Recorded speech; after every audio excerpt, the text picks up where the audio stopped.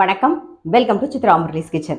இன்னைக்கு என்ன பார்க்க போறோம் அப்படின்னா, முருங்கைக்காய் போட்டு அரைச்சி விட்டு ஒரு வெத்த குழம்பு தான் பண்ண போறோம். நம்ம வந்து குழம்பு கருவடா யூஸ் பண்ணுவோம் இல்லையா, பொரிச்சு காமிச்சேன் இல்லையா. ஸோ குழம்பு கருவடாவும் இதோட சேர்த்து தான் நான் பண்ண போறேன். தான் இல்லைன்னா யூஸ் பண்ணிக்கலாம், பட் முருங்கைக்காவோட போடும்போது அதுவும் நல்லா தான் இருக்கும். ஸோ அதை போட்டு தான் நான் இன்னைக்கு பண்ண போறேன். அதுக்கு அரைக்கிறதுக்கு என்னென்னு பார்த்துடலாம். அதுக்கு முன்னாடி வந்து இந்த பக்கம் கரிச்சட்டியில் நல்லெண்ணெய் விட்டுருக்கேன். அதை நல்லா காஞ்சிடுத்து தாளிச்சிடலாம். கடுகு, வெந்தயம்,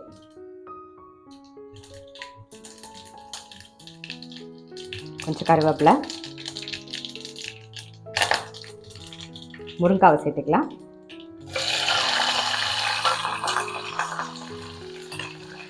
மஞ்சள் பொடி போட்டுக்கலாம்.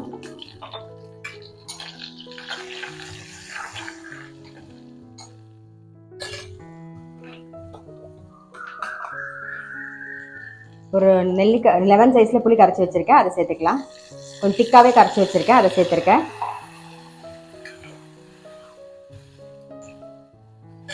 தேவையான உப்பையும் போட்டுருவோம். முருங்கைக்காய் தேவையான உப்பு நல்லா மிக்ஸ் பண்ணிவிட்டு மூடி வச்சுருவோம். முருங்கைக்காய் வேகட்டும். இந்த பக்கம் முருங்கைக்காய் வந்துட்டு இருக்கட்டும். அதுக்குள்ளே வந்து கடாயில் எண்ணெய் விட்டுருக்கு, அது நல்லா காஞ்சிருக்கு. பெருங்காயம், காரத்துக்கு வரமிளகா, ஒரு 4 வரமிளகா சேர்க்குறேன். ஒரே 1 டீஸ்பூன் வந்து துவரம்பருப்பு. இது வந்து வெத்த குழம்புக்கு தான் நம்ம போட போகிறோம், வறுத்து அரைச்சி தான் பண்ண போகிறோம். ஒரே 1 ஸ்பூன் வந்து கடலைப்பருப்பு, ஒரு 1/2 டீஸ்பூன் உளுத்தம்பருப்பு, ஒரு 1/2 டீஸ்பூன் மிளகு, ஒரு 1/4 டீஸ்பூன் வந்து வெந்தயம், நல்ல ஒரு ஃபுல் டீஸ்பூனுக்கு தனியா. இதை ஃபஸ்ட்டு வறுத்துக்கலாம். 1 டேபிள் ஸ்பூன் தேங்காய், கொஞ்சம் கருவேப்பிலை, அவ்வளோதான். ஆஃப் பண்ணிடலாம். தேங்காய் ரொம்ப வறுபடணும்னு அவசியம் இல்லை. ஆறுனதுக்கு அப்புறமா அரைச்சிக்கலாம்.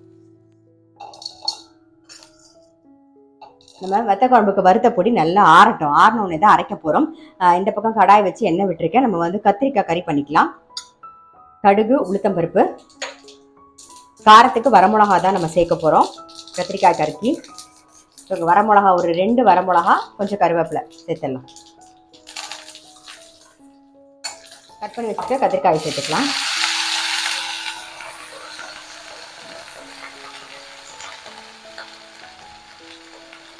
கத்திரிக்காய்க்கு தேவையான உப்பு, அப்புறம் கொஞ்சம் மஞ்சள் பொடி. இதுதான். இது அப்படியே நல்லா மிக்ஸ் பண்ணிட்டு மூடி வச்சிடலாம். வேகட்டும் கத்திரிக்காய்.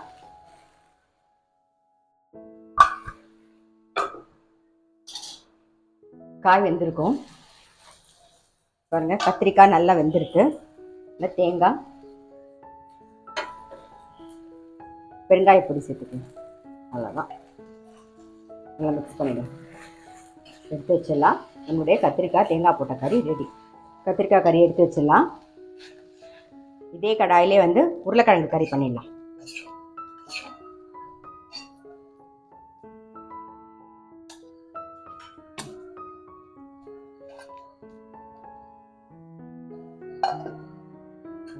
கடுகு, உளுத்தம்பருப்பு, உருளைக்கிழங்கு கறிக்கு தாளிக்கலாம். வேக வச்சு கட் பண்ணி வச்சுருக்கிற உருளைக்கிழங்கு சேர்த்துடலாம்.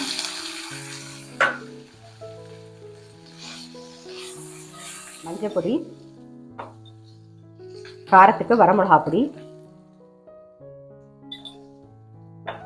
தேவையான உப்பு, பெருங்காயப்பொடி,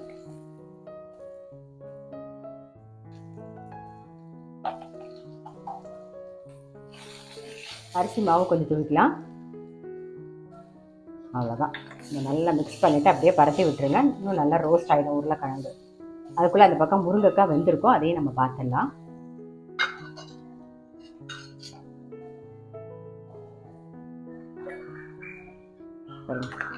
முருங்கைக்காய் நல்லா வெந்திருக்கு. நம்ம வறுத்து அரைச்ச பொடியை சேர்த்துடலாம். நம்ம வறுத்தோம் இல்லையா, அந்த வறுத்து அரைச்ச பொடி நல்லா ஒரு 3 ஸ்பூன் சேர்க்குறேன். பொடி நம்ம வறுத்து அரைச்சோம் இல்லையா, அந்த பொடி ஃபுல்லாகவே சேர்த்துடலாம்.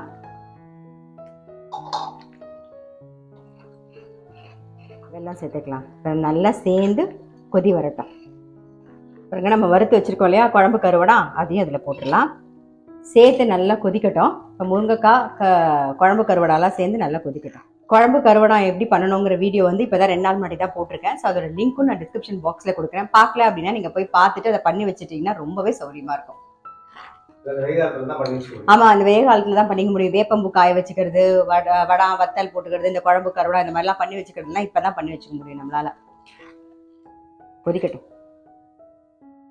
குழம்பு நல்லா கொதிச்செடுத்து மேலாக கருவேப்பிலை போட்டுருவோம். அவ்வளோதான். இன்னைக்கு ரெசிபி பார்த்துருப்பீங்க. அதாவது குழம்பு கருவடா முருங்கைக்காய் சேர்த்து ஒரு அரைச்சி விட்டு ஒரு வெத்த குழம்பு. இந்த மாதிரி ட்ரை பண்ணலன்னா டெஃபினட்டாக ட்ரை பண்ணி பாருங்க. ரொம்ப ரொம்ப டேஸ்ட்டாக இருக்கும். எப்பயுமே சொல்ற மாதிரி நல்ல சுட சாதத்துல நல்லெண்ணெய் விட்டு பிசைஞ்சு சாப்பிட்டீங்கன்னா அவ்வளோ நல்லா இருக்கும். சுட்ட அப்பளம் ரொம்பவே சூப்பரா இருக்கும். தேங்காய் போட்ட கறி இல்லை காரக்கறி எதுவுமே எது கூட நல்லா இருக்கும். கூட்டும் நல்லா இருக்கும். ஸோ கண்டிப்பா ட்ரை பண்ணி பாருங்க.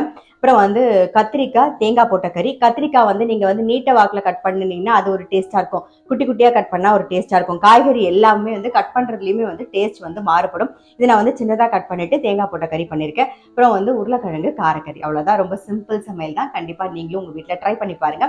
நான் அடுத்த வீடியோல சந்திக்கிறேன்.